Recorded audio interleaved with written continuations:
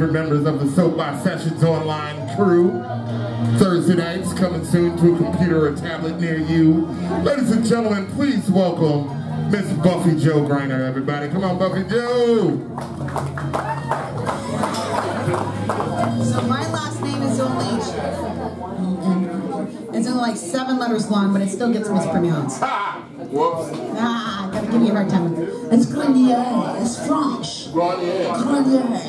Hi, my name's Buffy Jo. I just go by Buffy Jo anyway. So it's super fun to be down here. I drove down from Santa Barbara. I used to live down here way back when Soapbox started like 15 years ago, and I used to go to that. It was a lot of fun. I'm a really creative person. You know, I guess they kind of call that right brain. I kind of noticed that most of us doing the music and the poetry and comedy are right brain people. I've also pretty much figured out that we're all mostly ADHD. Yep. Kind of, yeah. So I was just recently diagnosed with ADHD, and basically I noticed that, you know, in life we all need tools for everything. Like, you want to build a house, you want like saws and hammers and drills, and ideally electric. And I kind of figured out with the ADHD I've been building my entire life with like a shoe and a butter knife. Pretty much how I describe my ADHD. But I built a damn good life with that shoe and butter knife. Thank you very much. Yeah, thank you. So yeah, I'm a creative person, and I love to support other creative people. This is why I'm willing to drive my ass down here on, you know, from Santa Barbara. I also want to show, like, this shirt is made by an 8-year-old little boy on TikTok. It's kind of cool. Yes, his name is Max, and he designs clothing. He's 8 years old, like, sport that. These earrings are made by a little girl. I used to make jewelry like exactly like this, like, you know, with wire and beach glass and stuff like that. And I saw this little girl with a table, and I was like all excited, and I'm like, yeah, hell, I'm gonna buy you, I'm gonna support you, man. I bought a pair of earrings, and then I burned her table and all her supplies, because hell, I don't need competition, right? Get out of here, kid. No, I'm just kidding, I don't do that. So, it's funny, I brought my phone up because my notes were in it, then I put it in my back pocket, like, you know, because habit. So, I rely on my phone for pretty much everything, which is kind of another ADHD thing, I think. I call it my brain in a box. I got pretty much everything in there. If I lose my phone, God, I don't know what would happen to me. So, speaking of phone usage, does anybody else have a love-hate relationship with Siri and autocorrect? Okay. So, honestly, I feel like autocorrect is on crack half the time, right? The stuff that autocorrect comes up with. So, a couple examples of that I would love to share with you. So, some of my favorite examples of autocorrect being on crack is, for example, I don't know why, because this is so common. I try to send somebody happy birthday. I mean, how simple can you get? It comes up with Barunda, happy Barunda, and my favorite is burial. Happy burial. Okay, so if you're sending this text to someone who's over 40, they're not going to appreciate that very much. I'm just saying. And speaking of phones giving me a hard time, my phone won't let me get back to my notes. So, a couple of autocorrect is on crack moments is, God darn it, hold on one second. My phone is giving me such a hard time here. Where are my notes, people? I can tell a bad joke while looking for my notes. What did the stormtrooper say when he bought an iPhone? This was because I couldn't find the droid I was looking for. Okay, I know that's really bad. All right, and it's coming any second now. Good Lord.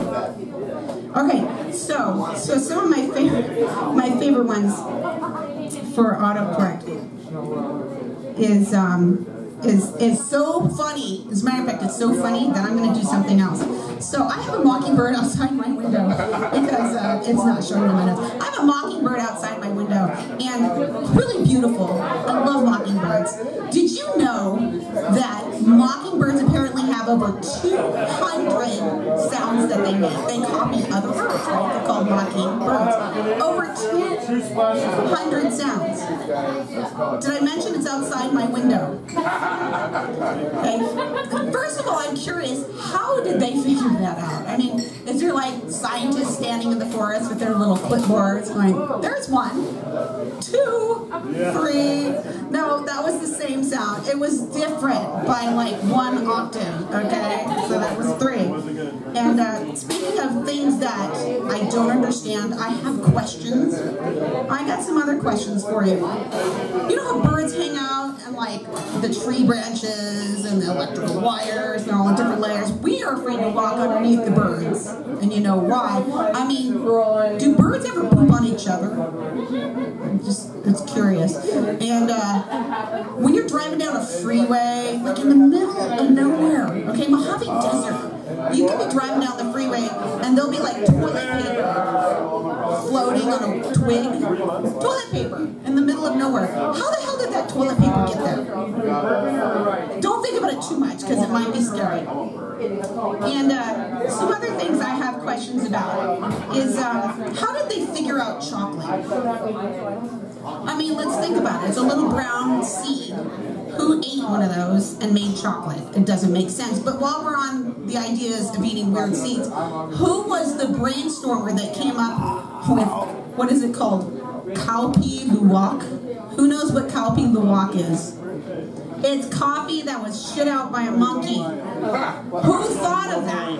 Who looked at the monkey and said, I bet if I take that and roast it, it'll make really good coffee? I'm telling you, these are the things that keep me up at night, guys. These keep me up at night. And also, guys, if Santa Claus knows who's been good and who's been bad, how come he didn't know that Rudolph was getting bullied? That doesn't make sense either. Why do we need a license to sell a house but not to raise a kid? I think we need a license to raise a kid. And who thinks it's a great idea to make women's pants with no pockets? Who does this? Women's pants with no pockets. But on that note, why do they make children's and babies' clothing with pockets? Why does a baby need pockets? I mean, is it for their wallet? Their car keys? I mean, if the government had its way, it would be for condoms, but that's a whole nother thing. That's as political as I'm getting with that. I'm not getting any more political than that. Me too. You guys all have pets, probably. Most of us have pets when we grew up with pets, and pets are really cute, right? And I was thinking the other day, all baby pets, all baby animals are so cute, like baby cats, and kittens, and baby dogs or puppies, and all that kind of stuff. And the only animal in the animal kingdom that I can't think of that isn't cute in puppy or baby form is flies. I mean, like, what are they holding their little baby? Like, look, honey, he has your eye. No, he doesn't have your eyes. He has no facial features. It's disgusting. Take it back. Hey, yeah, I love animals. As a matter of fact, I'm probably the person who is going to walk up to a wild animal in the forest and try to pet it. I think that's how I'm going to die. I'm going to be like, oh my God, it's a bear, he's so cute, come here, baby, let me pet you. Yeah, that's probably how I'm going to die. But you know what, I'll die happy because I'm petting a cute animal.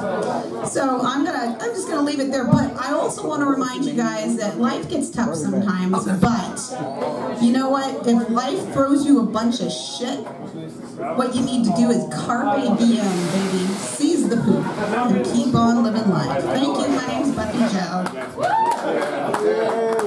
Yo, Buffy Jo